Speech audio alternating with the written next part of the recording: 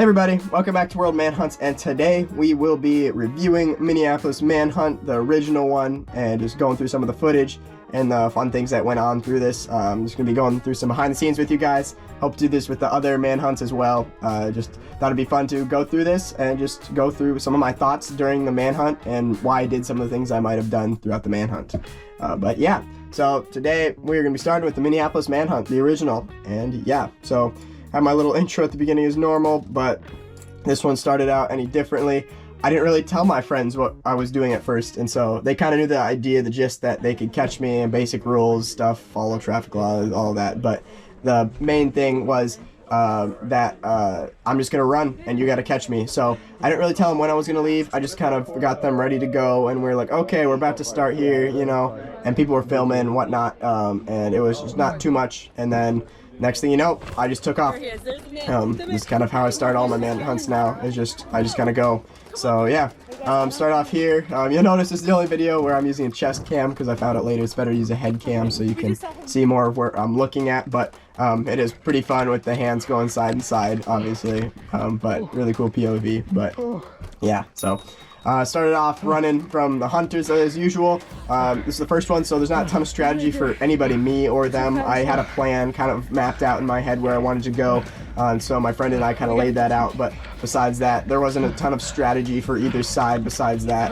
So hunters obviously chasing me here, but first strategy that I wanted to try out was put our car down a one-way road so that when the hunters came, that their car would have to take more time to get them, and so I could have more time to escape. So a little bit different of approach, but worthwhile in the end here, as we got out pretty quickly here.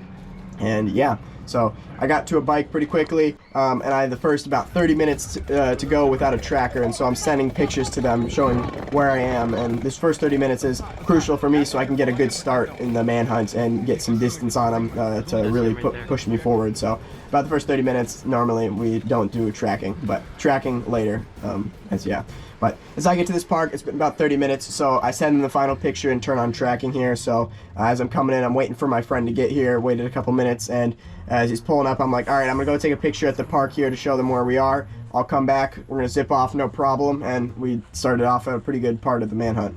So yeah, so yeah. Head over here and, you know, tell him the whole plan. I'm running out. He's going to put the bike in the car.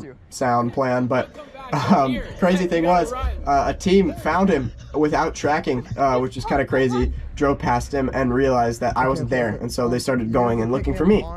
And for me, I was on the phone with him knowing what's going on here. And so I'm like, all right. Basically, got to figure this out here. I start running back towards the entrance just to see what's happening. Both of them are coming out of the tunnel here, and I'm like, okay, where are they? And then I see them, and so then I get a little bit worried, but I don't think they see me here, and so it was fine, trade off for the moment, and so I start heading back, but they also, you know what was going on there, so they also just planted one person at the car, which was smart to keep me away, and then she saw me obviously, and so I'm like, oh crud, this is not ideal. So I start running back just to get a little bit of distance and thinking I can probably still get around. I don't really think in my head, I don't think at the moment that there's somebody else down that tunnel. And so what I do here, I'm kind of standing here, but then I realize that I'm getting completely pushed away from the tunnel as another team's here now. And so this is pretty hard because there's a guy and a girl chasing me down here, and so I don't know really what I'm going to do. So I'm just sprinting, trying to get away. So you have Henry and Abby chasing me right here, and I'm like, all right, this is gonna be close, so I run off.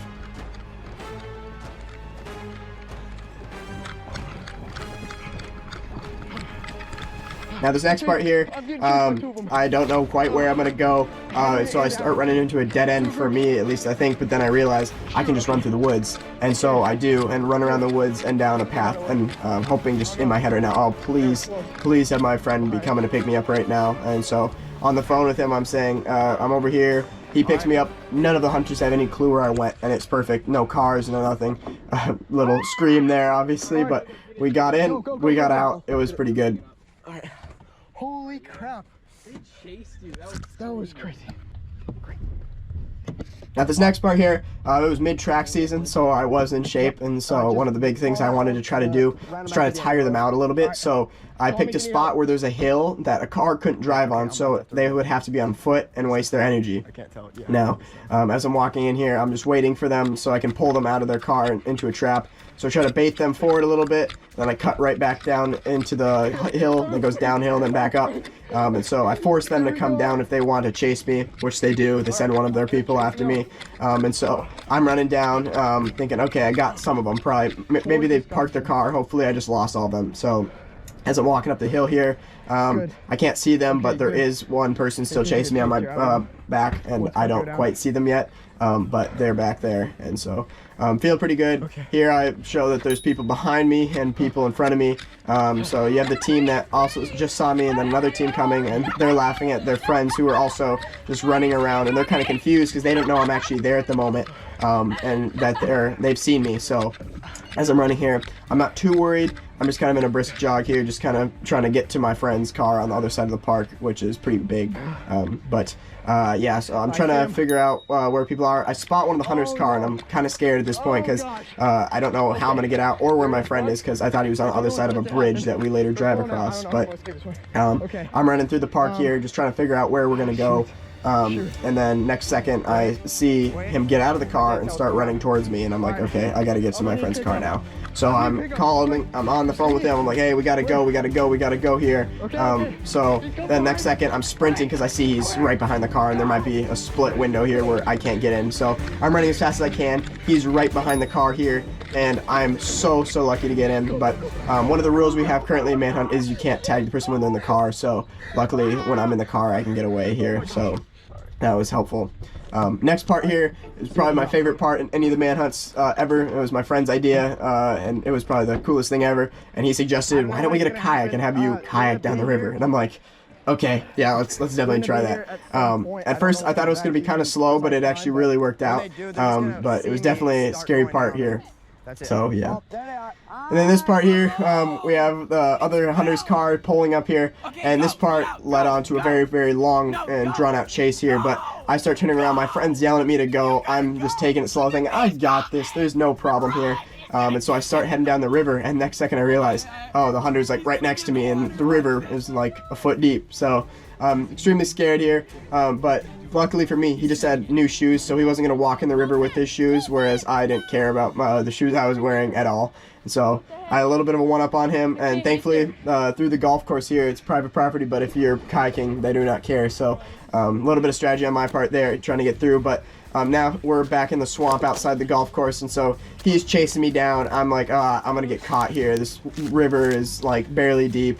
But he still makes a comment about his shoes here, about him getting new shoes, and so just the luckiness of just him not wanting to get in the water yet, because he does later. But at this point, he didn't take off his shoes or anything. He just kept chasing me down, and so eventually here I get to the open water of the lake, and I'm safe from him coming for me, which worked really well. But yeah, so also got very wet here, but getting through this whole part just was a nice little bit chiller pace, because I was like, okay, I think I get out. But he kept with me the whole way down the river and down the lake, and eventually when I got to the point where I had to go down the river to meet my partner to get out of here, he was trapping me, so I offered him some money just to give me away. But when he was talking to his friends on the phone, I was able to get out, in fact. So I start paddling down the river as fast as I can.